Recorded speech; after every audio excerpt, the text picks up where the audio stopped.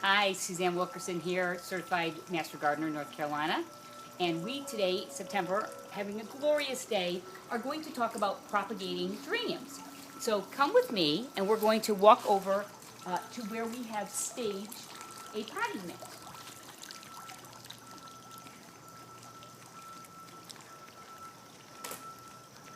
So we're going to make a potting mix that will be a combination of perlite,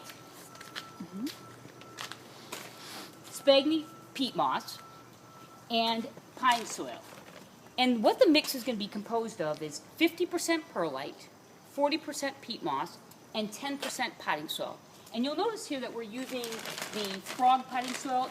I want you to use a really good organic potting soil for this. It's a very small part of the mix, but it's important. So we're going to go over here, and I've taken a moment to pre-mix this to save you some time in today's video. I want to show you kind of what that mix looks like. So you've got it mixed up in there very nicely in that combination. You don't want to have any big white spots like you see that perlite. And once that mix has been churned up pretty well, you're going to take your pot and you're going to fill it almost to the top, because you're going to press it down and make it be about 75% full. So that pot's now ready. We're going to walk back over to our plants. Now, we're propagating our geraniums today because we are ripping out our summer beds and getting ready to put in our fall beds. So as we walk over, we'll look at some of those fall plants we're putting in. Your typical cabbage, your pansies, your violas, your lettuce. We mix our beds, as you know from past videos, in the organic style of companion planting to reduce pest problems. So now we're over here, and we've taken a moment to actually start this process. We have a couple pots that have already been prepped. Again, they were produced the same as this, but I did take a moment to add a little water to moisten them down.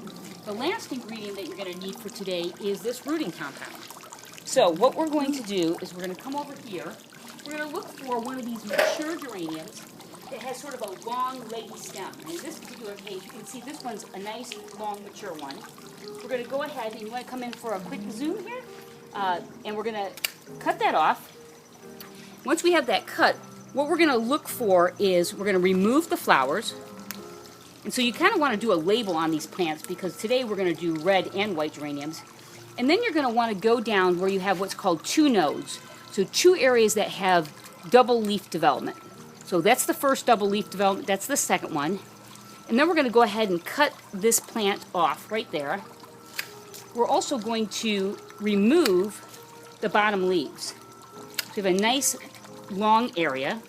Then we're going to take that area and we're going to insert it into the potting compound. And I'm going to bring that back up so you can see about how much of that potting or that rooting mix you're going to have there. And then we're going to go ahead and just insert that right into that moistened soil. And we're going to press it down. We'll probably lightly water it one more time. And we're going to overwinter those plants in our basement. We don't have any lights in the basement. We're just going to have natural light from the window.